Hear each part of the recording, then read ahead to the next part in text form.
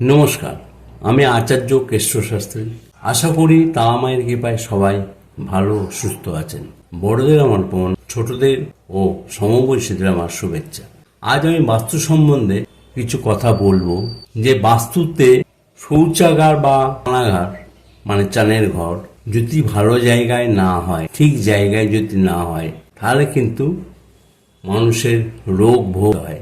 যেমন শৌচাগার যদি ঈশান কোণ বা অন্য কোনো কোণে বা অন্য দিকে যদি হয়, তাহলে কিন্তু ছেলেদের ক্ষেত্রে প্রোস্টেট গ্ল্যান্ড আর মেয়েদের ক্ষেত্রে ইউটেরাসের প্রবলেম হয় বা গাইনির কোনো প্রবলেম আসবেই। এই জন্য কোমোট বা প্যান কোন জায়গায় বসালে, কোন দিকে বসালে ঠিক হয় সেটা আলোচনা করছি, আপনারা শুনতে থাকুন।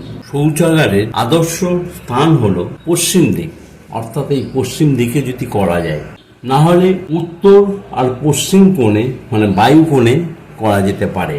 যদি না হয় সেক্ষেত্রে দক্ষিণ পূর্ব, অর্থাৎ এই দক্ষিণ আর পূর্ব এই কোণে অগ্নিকোণও করা যেতে পারে। কোনো মতেই ঈশান কোণ অর্থাৎ পূর্ব আর উত্তর এই যে কোণটা ঈশান কোণে শৌচাগার করা যায় না। বাড়ির যে ব্রহ্মস্থান অর্থাৎ মধ্যখানে, সেখানে করলেও কিন্তু অসুবিধা হবেই। আজকালকার ছোট ছোট ফ্ল্যাট সব 2 BHK, 1 BHK বা 3 BHK, তাদের দেখা যায় জায়গাটা খুবই অল্প। সেই অনুপাতে প্রমোটাররা সেই ফ্ল্যাট করছে। সেই ফ্ল্যাটগুলো কিন্তু আগে দেখে নেবেন কোন জায়গায় আপনাদের শৌচাগারটা আছে, না হলে কিন্তু নানা ধরনের রোগ কিন্তু আসতে পারে।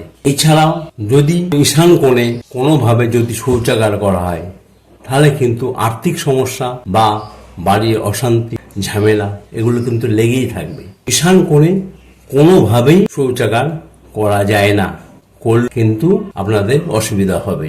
এটার কিন্তু বিকল্প কোনো রাস্তা নেই যে আপনি ঠিক করবেন।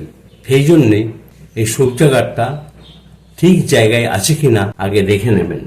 যেমন শৌচাগারের দরজা উত্তর ও পূর্ব থাকে। শৌচাগারে যদি আয়না বসান, তাহলে উত্তর বা পূর্ব দিকে বসানো ঠিক হবে না। এছাড়া যারা শাওয়ার বা বাথটব ইউজ করছেন, তাদের উত্তর পূর্ব মুখে বসাতে হবে। বাথটবটা স্নান করার সময় মাথা কিন্তু পূর্ব দিকে রেখে বা পশ্চিম দিকে রেখে করতে হবে। দক্ষিণে পা রেখে স্নান করা উচিত নয়। আর শৌচাগারের দরজা সবসময় বন্ধ রাখার চেষ্টা করবেন, তা না হলে নেগেটিভ এনার্জিটা আপনার বাড়ির ঘরের ভেতর চলে আসে।